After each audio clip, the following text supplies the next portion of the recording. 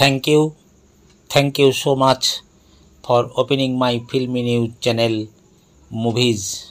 You are most welcome.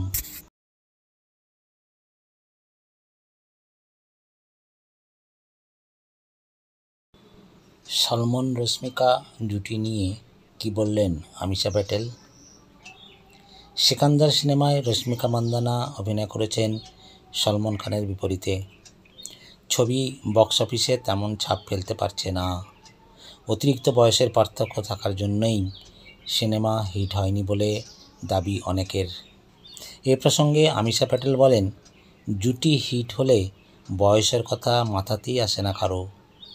Ghadar এবং গদর 2 এই দুটি সিনেমাতেই তো আমি সানি দেওলের সঙ্গে কাজ করলাম।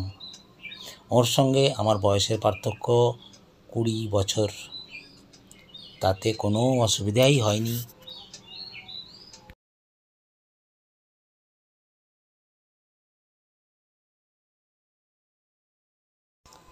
Please like, comment, share and subscribe with ringing the bell icon.